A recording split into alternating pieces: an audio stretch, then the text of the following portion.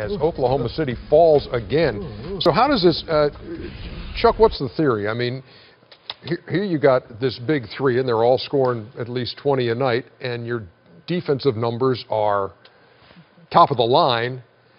Why are you 4-7? They don't have diversity.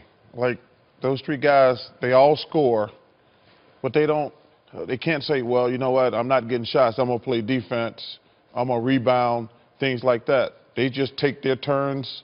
They kind of just go in one at a time. You take some shots, you take some shots, you take some shots. You can't play like that. You take the shot that's available. You can't just like, hey, let me give Shaq, let him get his FGAs, let me get Kenny, gonna get him, then Chuck. You shoot the ball when you're open, but there's got to be one dominant personality. I've said this before, and I hate to be redundant.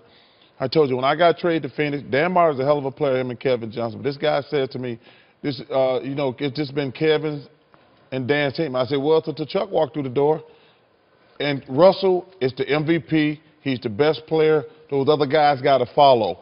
You shouldn't, like Shaq, when Shaq has always been a dominant personality, he don't have to, one of the reasons him and Kobe, when you're a great player, them other guys got to get on your back. You're not on anybody else's back, and they got to follow you. And Russell, from the first game we said, I said, this ain't going to work. This is not going to work. The MVP don't take no backseat to anybody. It's his team. He was already there, and those other guys got to follow, and they don't have an identity. And to add on to that, in these last 4 losses, they've had 20 assists or less. Still got to move the ball. I agree. You just got to take the shot that's open. On any given night, somebody can have a lot of field goals, somebody cannot, but you just have to play the game. And I still see a lot of standing around. You don't see it like. But they're not. But see, Chuck. But the reason you see a lot of standing around, Paul George and Carmelo. Have you ever seen them make standing jumpers? You go back. I bet you can probably count. If you went back and looked at their tape, they want the ball and they want to go one-on-one. They're not a guy like Kenny who's like, when Akeem kicks it out, he got it locked and loaded.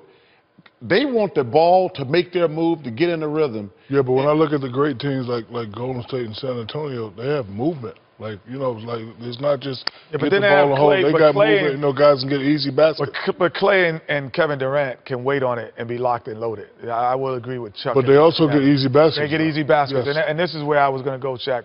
I think playing with pace. Remember that play in the game? Me and Kenny were sitting in the back. Russ was coming on a fast break. And what did Carmelo and Paul? They both ran to the three-point line. Instead of getting a layup. Instead of getting a layup.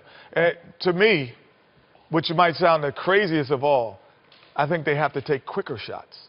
Because it's when you take quicker shots, you get easier shots. You get easier shots, because when you play with it and you wait, then everyone stands, and now you got guys waiting to lock and load, and that's not their game. But if I pitch it ahead to you and you take a quicker shot, the pace of the game quickens, and then you get better shots, and you start having the defense move differently.